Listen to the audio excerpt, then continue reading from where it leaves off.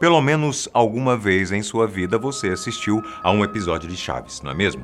A série é extremamente popular no Brasil, México e em outros países da América Latina possui milhões de fãs e admiradores.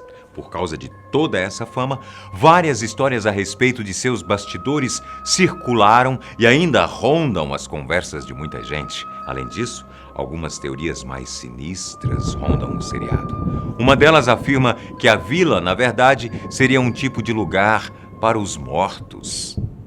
Eu sou o Boco. Seja bem-vindo ao canal Fatos Desconhecidos. Se ainda não é inscrito, se inscreva. Assine as notificações para não perder nenhum vídeo novo. Todos em Chaves estão mortos. Mas e se for verdade?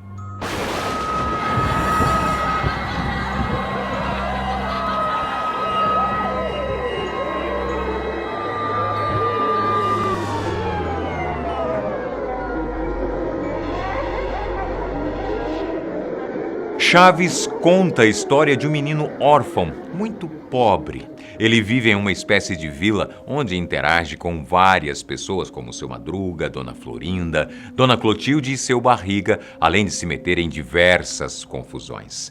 Seus dois principais amigos são Kiko e Chiquinha. Além disso, Chaves estuda na escolinha do professor Girafales, outro personagem recorrente.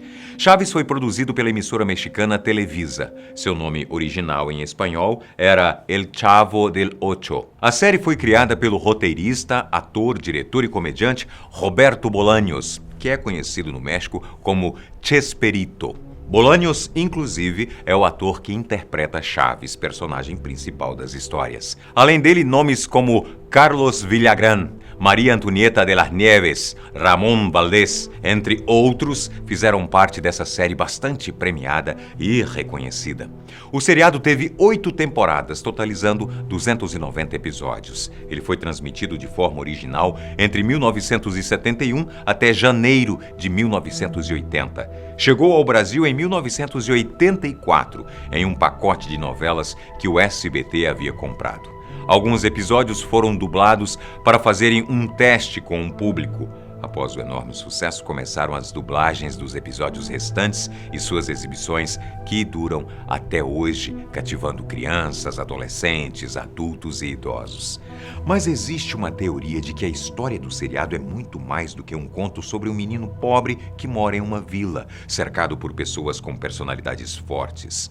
Segundo essa teoria, todas as pessoas da série, na verdade, estariam mortas. A vila e seus arredores seriam, na verdade, um pedaço do inferno, onde seus moradores estão lá para pagar os seus pecados e estarem em um torturante ciclo vicioso de rotina e também, de certa forma, de violência.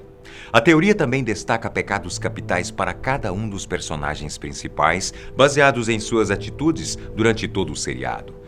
Esses pecados capitais seriam a principal razão pela qual essas pessoas estariam no inferno, condenados a viver na vila de propriedade do seu Barriga. Inclusive, os demônios responsáveis pela tortura e por boa parte das confusões geradas são citados nessa hipótese. Seriam eles Azazel, que leva as pessoas à ira, Leviatã, que provoca inveja, Belfegor, que traz a preguiça, Belzebu, que possui a gula, Mamon, responsável pela ganância ou avareza, Asmoedeu, que gera a luxúria e, claro, Lúcifer, com a vaidade.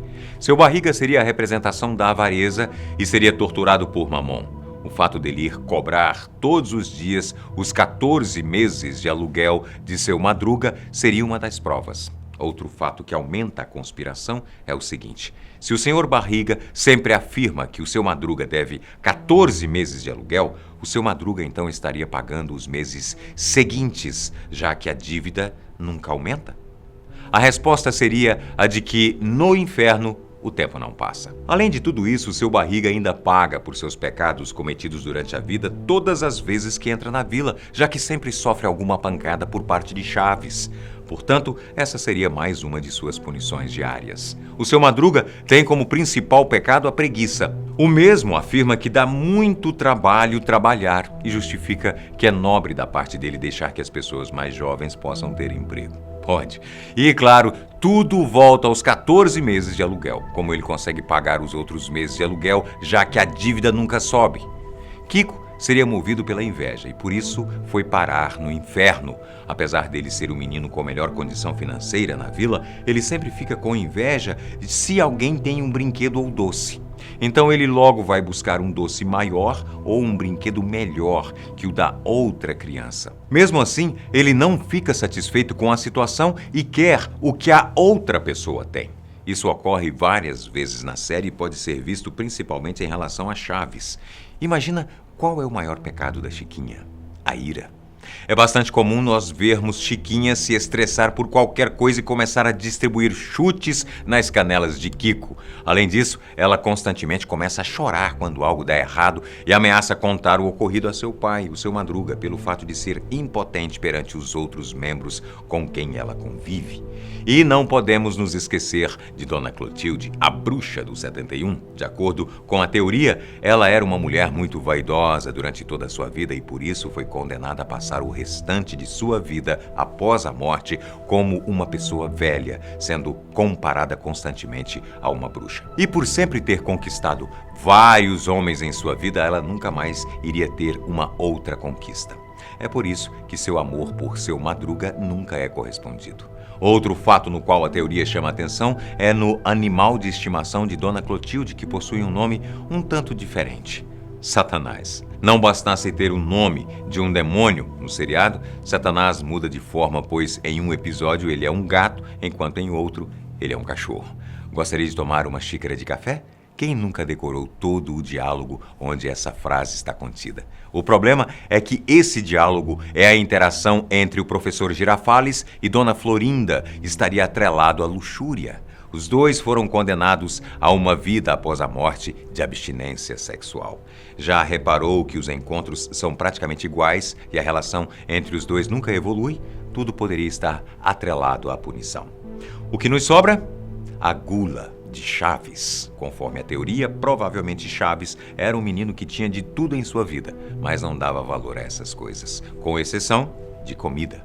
Por causa disso, ele virou um menino pobre, sem paz e com uma fome que nunca parece ter fim. Uma punição um tanto quanto pesada, não é? Por um acaso, você se lembra do carteiro Jaiminho? De acordo com a teoria, Jaiminho seria, na verdade, um médium. As cartas que ele levava para fora da vila e as que ele entregava eram, na verdade, mensagens dos vivos para os mortos, assim como o contrário. Até a constante fadiga do mensageiro seria explicada pelo fato de que ele tinha que fazer um esforço imenso para poder se conectar com os mortos e assim as cartas se tratam de psicografias. Outra coisa que consta na teoria é o fato de alguns personagens como o Chaves, Kiko e Chiquinha serem adultos vestidos de criança. De acordo com a hipótese, essa seria outra punição, a regressão da mentalidade adulta para de uma criança, só que em um corpo mais velho. E mesmo assim, as pessoas em volta não percebem isso, pois também estão sendo punidas e não conseguem identificá-los como adultos. Nenhum dos moradores da vila estariam cientes de suas condições, acreditando que ainda vivem na Terra. Claro que a teoria possui suas falhas, já que, se estão todos mortos, como eles vão para Acapulco, por exemplo, para se divertir em um hotel com vista para a praia?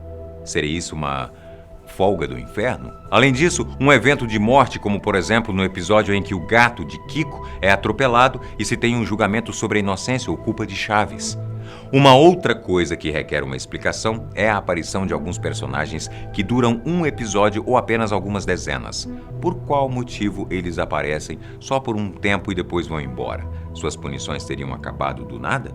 De qualquer forma, a teoria sendo verdade ou não, o seriado Chaves marcou uma geração inteira de pessoas e continua sendo alvo de várias teorias e debates. As próprias histórias de bastidores e da relação conturbada entre alguns dos atores também mexem com a cabeça dos fãs.